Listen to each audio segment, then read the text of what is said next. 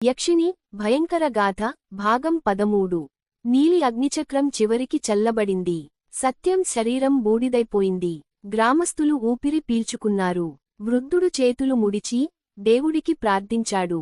Greater than చివరికి శాపం ముగిసింది. ఇక మాకు భయం లేదు.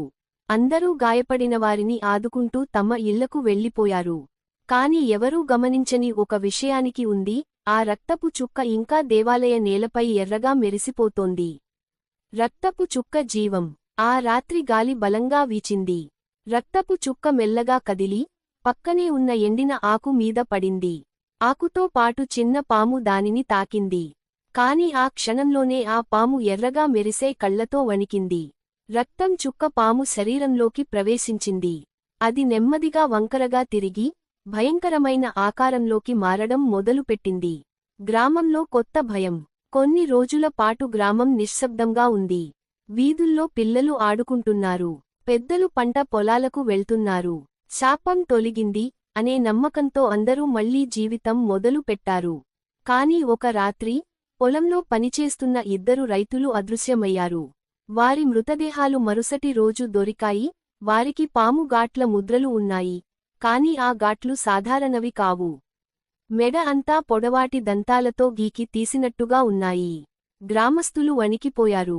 గ్రేటర్ దేన్ ఇది మళ్లీ యక్షిణి శాపమే, కాని ఈసారి రూపం వేరేలా ఉంది. వృద్ధుడి అనుమానం. దేవాలయం దగ్గరికి వెళ్లిన వృద్ధుడు నేలపై ఎర్రటి మరకను గమనించాడు. ఆ రక్తపు చుక్క ఇప్పుడు కనిపించదు. కాని నేలపైన చీకటి కాంతి ఇంకా ఉంది. అతను గుసగుసలాడాడు. గ్రేటర్ దేన్ శాపం పూర్తిగా ముగియలేదు. అది కొత్త రూపంలో పుట్టింది. యక్షిణి ఇప్పుడు పాము రూపం ఎత్తుకుంది. కొత్త వేట. ఆ రాత్రి గ్రామం మొత్తం నిశ్శబ్దంగా ఉంది.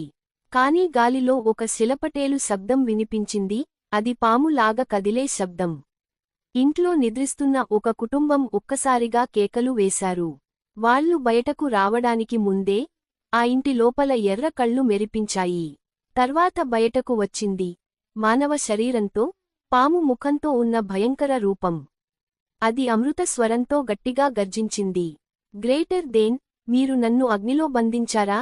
నేను ఇప్పుడు కొత్త రూపంలో పుట్టాను. ఈసారి నా దాహం మరింత భయంకరం. కుడి చూపుడు వేలు భాగం 14లో గ్రామం ఈ కొత్త పాము యక్షిణి అవతారంతో ఎలా బతుకుతుంది? వృద్ధుడు శాసనంలో దాగి ఉన్న అసలైన రహస్యం ఏమిటి? భాగం 14ను మరింత భయంకరంగా రాయమంటారా?